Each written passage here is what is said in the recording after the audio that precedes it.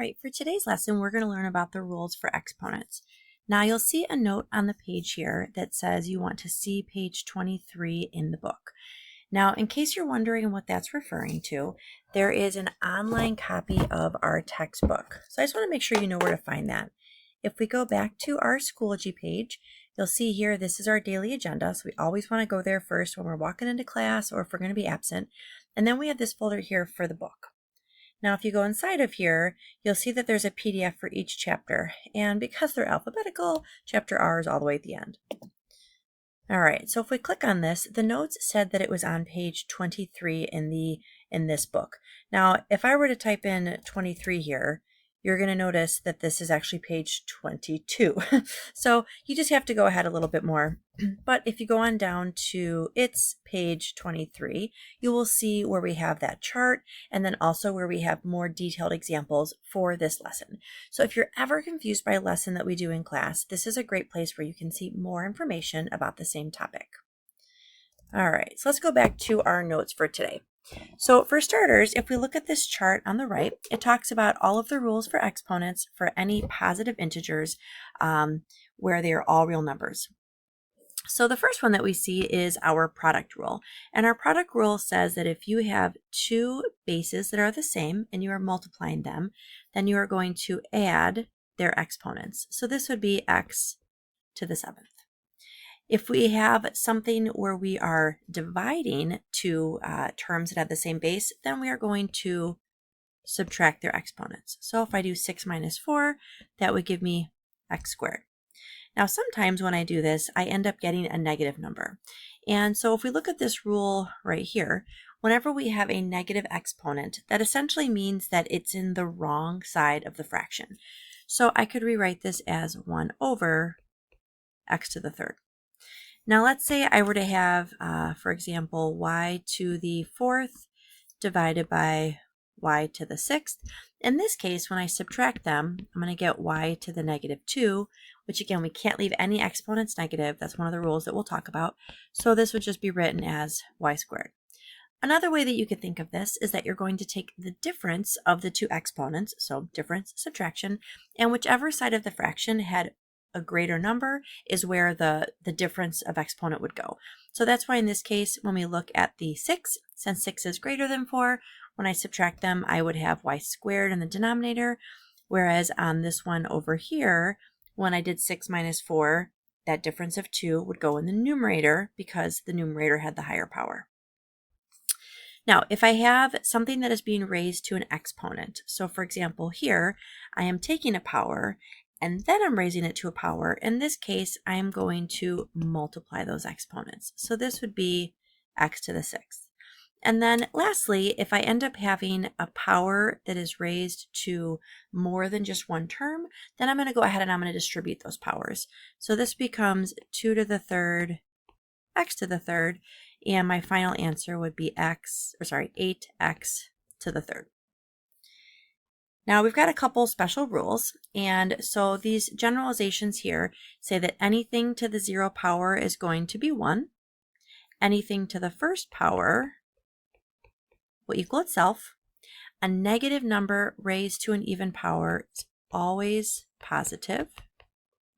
And a negative number raised to an odd power is always going to be negative. Now, if we look at these next couple examples, you're going to notice that we have essentially the number 2 or -2 raised to several different powers. So let's take a look at what the difference is between these. So in this first one, when I see -2 to the 4th, this is really negative of 2 times itself 4 times. So this here would just equal -16. Now, if I look at the one next to it, this is saying -2 times itself 4 times. And so in this case, this is where we apply this rule here. A negative number raised to an even power is always positive. And that's because as you go through and you do negative times negative, you get positive, and then another negative times negative, you get positive, and that's how we end up getting positive 16. Now, you want to be careful that you don't confuse a negative exponent with a negative number that's the base. So here, 2 to the -3 will be 1 over 2 to the third, or 1 over 8. And then negative 2 to the third, that's really like this, which is going to be the negative of 2 to the third, which is negative 8. So when you remember this little rule right here, it can make it a little bit easier for you to know what the actual final sign is going to be after you go ahead and raise it to that power. All right, if we look at our next problem here I have an entire term raised to the 0 power. And again, when you raise anything to the 0 power, that's just going to equal 1. And this next one here, I want to distribute out that power. So I get 5 squared. Remember, a power to power, those multiply. So this will give me x to the 6th, y to the 14th. And then we want to finish this off. We don't want to leave our numbers as 5 squared. So our final answer here would be 25, x to the 6th, y to the 14th. All right, I'm just going to jump around a little bit here, and then I will pause the video and let you try the other remaining problems. Now, in one like this guy right here, since I have an exponent and then I also have a division, if we think about order of operations, that exponent's going to happen first. So first, let's go ahead and let's take care of the numerator. So I'll have 3 to the third, or 27, and then a to the 6th, b to the 12th. And then I'm going to divide this by 9, a to the 4th, b to the 20th. Now this is where you have to be careful, because these numbers here, the 9 and the 27, those are not, they don't follow the same exponent rules. You don't subtract these. In this case, you want to think of them like, how would I divide this fraction? How would I simplify it? And since 27 is divisible by 9, since that equals 3, then this would just give us a 3. I mean, you could think of it as 3 over 1, but would just give us a 3. And then now I'm going to go ahead and I'm going to take care of my a's, and then I'll go ahead and I'll take care of my b's. So when I subtract these, since there's more a's in the numerator, this would be a squared in the numerator. And then when I subtract my b's, there's more b's in the denominator. So this would give me b to the 8th in the denominator. All right. I'm going to go ahead and pause the video, and then I will have you try the problems. I'll show the answers, check with your neighbor. So please pause the video. All right, here are the correct answers for those remaining 3 problems. Again, if you have questions, this is a great time to check with a classmate and just walk through how to apply those rules to get to those correct answers. All right, if we go on to the next page, we're going to start having some definitions about a polynomial, the different types, the degree, and so forth. So for starters, a polynomial is a term or a sum of terms that has only constants or positive integer exponents on the variables. So if we look at these 2 examples that we see here, the first one is a polynomial. The second one is not a polynomial because of this guy right here. That square root is not a positive integer exponent.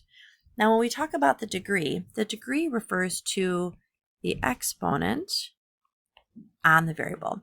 So if there's more than one variable in this term, then what's going to happen is that the degree equals the sum of those exponents. So in this case here, I only have one variable, so this is going to have a degree of 3. On the next term, I have 2 variables. And remember, when there's no exponent listed, it's got an implied exponent of 1. So if we add those together, then this is going to have a degree of 5. And then when we talk about the overall degree of the polynomial, so this right here refers to the degree of the term. And remember, a polynomial can have one or many terms, and the degree of the polynomial is going to be the highest degree of all the terms in the polynomial. So if we take a look at this guy right here, this has a degree of 3, this one has a degree of 8, so we would say that this is an 8th degree polynomial. All right, now if we look at this chart here, we're going to see some different vocabulary. So this term here on the left, this is how we are going to classify or name the polynomial. And you'll notice in this case, this name is based on the number of terms. So we're going to look at these prefixes here. So first we have the prefix of mono. You might have heard before mano y mano, one on one. That means one.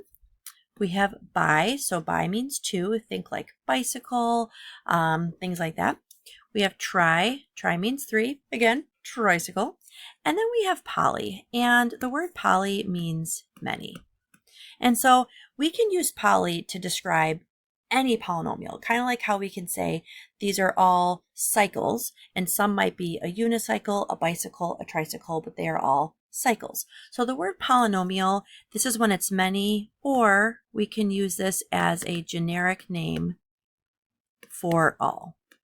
Now, if we're taking a quiz or a test and I ask you to name the polynomial by number of terms, you want to make sure you give the most specific name if you can.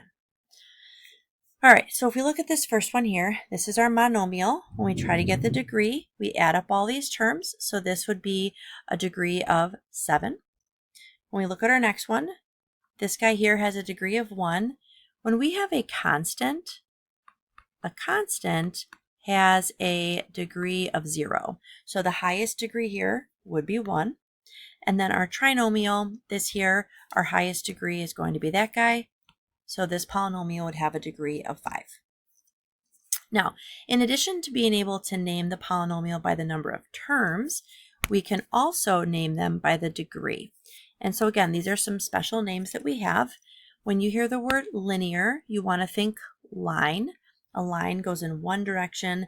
That's our linear equation. Think y equals mx plus b. Then we have quadratic. This is our parabola. We have cubic, and we'll learn more about these later in the year. That's our little guy that looks like this, and our quartic is a much wider parabola. So essentially, we just want to remember for each of these special names, and there are other names for higher degrees. These are the only 4 that we're going to expect you to know.